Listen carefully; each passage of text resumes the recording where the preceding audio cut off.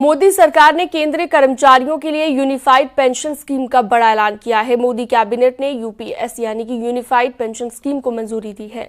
1 अप्रैल 2025 से ये unified pension scheme लागू होगी। रिटायर्ड कर्मचारियों को भी यूपीएस का फायदा मिलेगा। 25 साल तक काम करने वालों को पूरी पेंशन दी जाएगी। खास बात यह है कि जो लोग 2004 से मार्च 2025 तक रिटायर हुए हैं, उन्हें भी इस पेंशन स्कीम का लाभ मिलेगा। साथ ही उन्हें ब्याज के साथ एरियर भी मिलेगा।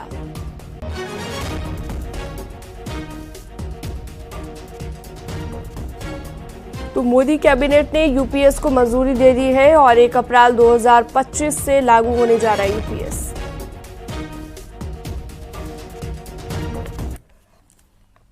आज यूनिफाइड पेंशन स्कीम अप्रूव हुई है।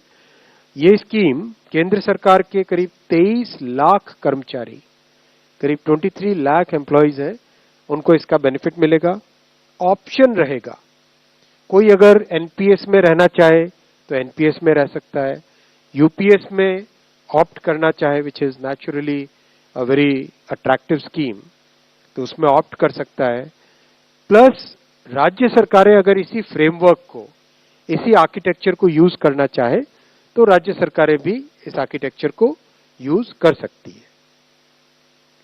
अगर राज्य सरकार के कर्मचारी भी इसमें शामिल होते हैं तो करीब 90 लाख के आसपास टोटल कर्मचारी इसका बेनिफिट मिलेगा।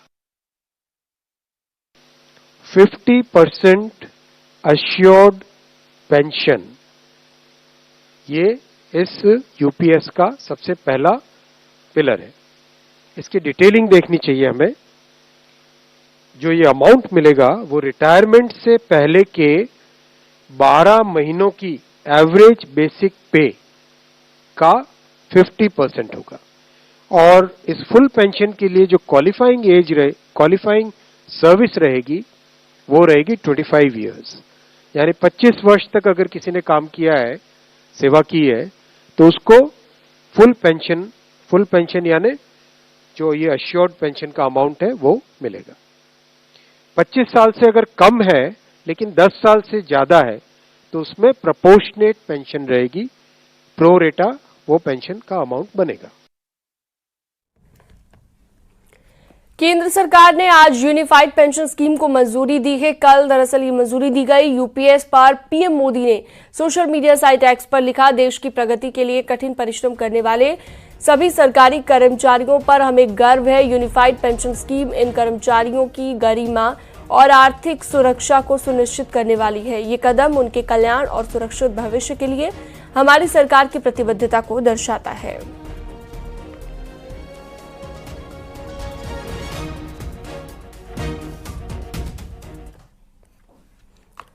मुख्यमंत्री योगी आदित्यनाथ ने यूनिफाइड पेंशन स्कीम का स्वागत किया है और उन्होंने लिखा कि आज केंद्रीय मंत्रिमंडल द्वारा यूनिफाइड पेंशन स्कीम को मंजूरी दे दी गई है, जो कि अभिनंदनीय है। केंद्र सरकार के लाखों कर्मचारियों को ये लाभान्वित करता युगांतरकारी निर्णय उनके जीवन में आर्थिक सुरक्षा और सुखद भविष्य की सुनिश्चितता का एक नया सूर्योदय लेकर आया है। पीएम मोदी का आभार उन्होंने जताया है।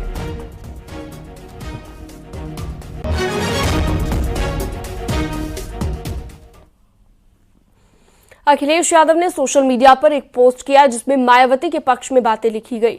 थोड़ी ही देर बाद मायावती ने पोस्ट कर अखिलेश का आभार भी जता दिया।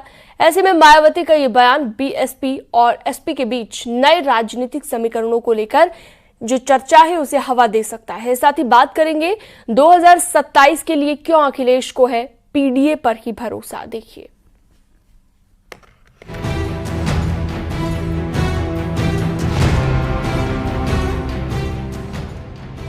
बीएसपी सुप्रीमो मायावती ने एसपी के अध्यक्ष अखिलेश यादव का आभार जताया है।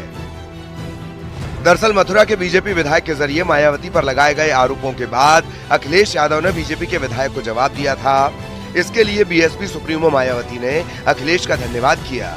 मायावती ने अखिलेश के समर्थन की सराहना की। अखिलेश ने सोशल मीडिया पर अपने पोस्ट में लिखा था, बीजेपी विधायक ने पूर्व महिला सीएम के लिए अभद्र शब्द कहे। ये दर्शाता है कि बीजेपी के मन में महिलाओं के लिए कितना सम्मान है। खास तौर से वंचित शोषित समाज से आने वालों के लिए कितनी कटुता भरी है। बीजेपी के विधायक कह रहे हैं कि उन्हें मुख्यमंत्री बनाकर गलती की थी। पूर्व महिला सीएम पर किस आधार पर भ्रष्टाचार के आरोप लगाए। अखिलेश के सोशल मीडिया पर किए गए इस पोस्ट के बाद मायावती ने भी अखिलेश की तारीफ करते हुए उन्हें आभार जता दिया। उन्होंने अपने पोस्ट में लिखा, एसपी मुखिया ने बीजेपी विधायक को जवाब दिया। बीजेपी विधायक को उनके गलत आरोपों का जवाब दिया। बीएसपी प्रमुख के ईमानदार होने के बारे में सच्चाई को माना। इसके लिए बहुजन समाज पार्टी उनकी आभारी है। मायावती का यह बयान बीएसपी और एसपी के बीच राजनीतिक समीकरणों को लेकर चर्चाओं को हवा दे सकता है। दोनों पार्टियां कई मुद्दों पर एक दूसरे की विरोधी रही हैं। लेकिन इस मामले में अखिलेश यादव का मायावती के समर्थन में खड़े होना नए संकेत देता है। यूपी में 10 विधानसभा सीट पर उपचुनाव होने वाले हैं, जिसमें पहली बार मायावती ने उपचुनाव लड़ने का ऐलान किया है। ऐसे में मायावती का एसपी के लिए नर्म रुख क्या नए समीकरण की ओर इशारा कर रहा है, ये देखना दिलचस्प होगा। यूपी में उपचुनाव के साथ ही अखिलेश यादव की नजर अब 2027 में होने वाले उत्तर प्रदेश विधानसभा चुनाव पर है, जिसकी रणनीति पर अभी से काम करना शुरू कर दिया गया है। एसपी अध्यक्ष ने विधानसभा चुनाव में 300 पार का लक्ष्य तय किया है। पार्टी मुस्लिम और यादव की जगह पीडीए के फॉर्मूले पर आगे बढ़ेगी। समाजवादी पार्टी सब जात धर्म की पार्टी है। समाजवाद का मतलब होता है सबको साथ लेके चलना और संविधान और लोकतंत्र के हिसाब से ऐसी नीतियां बनाना कि गरीब और कमज़ोर वर्गों को ज़्यादा हिस्सा मिले, हक मिले, सम्मान मिले और इस तरीके से जो इतिहास में कुछ ऊंच नीच हुई है वो दूर करके बराबरी पे आधारित समाज बना सकें। इसलिए सबको साथ लेके चलेगी। पीडीए हमारी रणनीति है, सामाजिक न्याय सुनिश्चित करने की योजना है। वहीं बीजेपी ने इस पर पलटवार किया। उसका कहना है कि इस बार जनता समाजवादी पार्टी की पोल खोलेगी।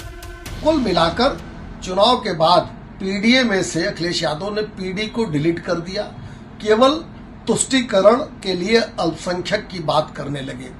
अब 2027 के चुनाव में जनता इनके झांसे में आने वाली नहीं है।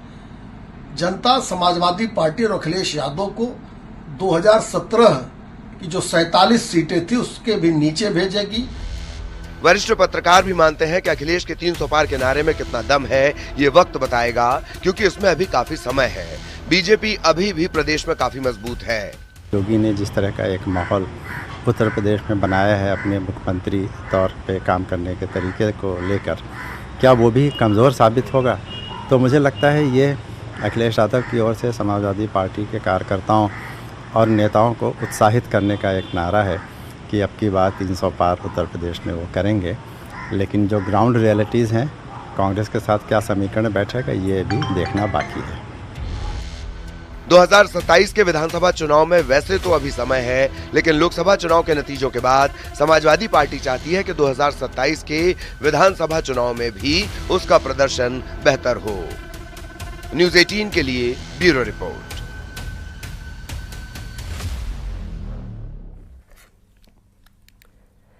ग्रेटर नोएडा में तेज रफ्तार का कहर देखने को मिला। तेज रफ्तार ट्रक ने बाइक सवार को कुचल दिया। हादसे के बाद ट्रक चालक मौके से फरार हो गया। पुलिस ने शव को कब्जे में लेकर पोस्टमार्टम के लिए भिजवा दिया है। कासना थाना क्षेत्र के घगोला की घटना बताई गई।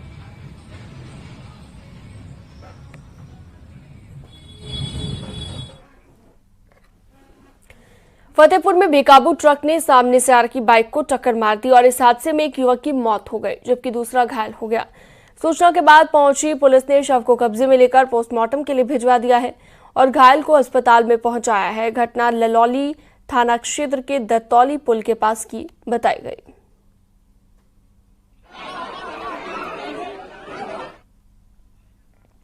रायबरेली से अगली खबर, जहां पर शवदाह ग्रीक गंगा में आए जलस्तर बढ़ने के चलते बह गया। शवदाह ग्रीक का आधे से ज्यादा हिस्सा गंगा में डूब चुका है। लोगों के बैठने की जो व्यवस्था की गई थी वो भी कटान के चलते जलमग्न हो गई। अब स्थानीय लोगों को अंतिम संस्कार के लिए दूसरे घाटों में जाना पड़ रहा है। इनकी मांग है कि जल्द से जल्द शवदाह गृह का निर्माण कराया जाए। मामला सरेनी ब्लॉक क्षेत्र के रालपुर गंगा घाट का है। और अगली खबर हाथरस से है, जहां पर श्री कृष्ण जन्माष्टमी पर्व की तैयारियां चल रही हैं। 25 से 26 अगस्त को मनाए जाने वाले इस पर्व के लिए बाजारों में रौनक दिखाई दे रही है। लोग तरह तरह की पोशाकें, मुकुट, बांसुरी और ठाकुर जी की साज सज्जा की सामग्री खरीदने में व्यस्त हैं। मंदिरों की साफ सफाई, सजावट और लाइटनिंग का काम भी पूरा हो चुका है।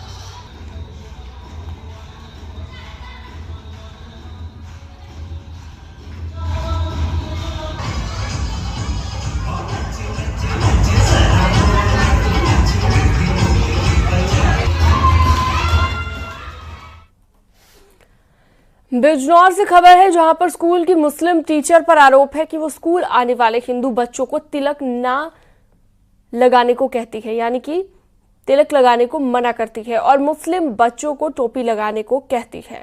कई बार टीचर पर हिंदू छात्रों के माथे से तिलक हटाने का भी आरोप लगा है। हिंदू छात्रों का कहना है कि टीचर मुस्लिम बच्चों को टोपी लगाकर स्कूल आने को कहती है। मामला भनेड़ा गांव के उच्च माध्यमिक स्कूल का है। स्कूल के प्रधानाचार्य ने बताया कि उनको मीडिया के जरिए ये जानकारी मिली। इस मामले में बीएसए ने बताया कि मामले की जांच तत्काल प्रभाव से एबीएसए को सौंपी गई है।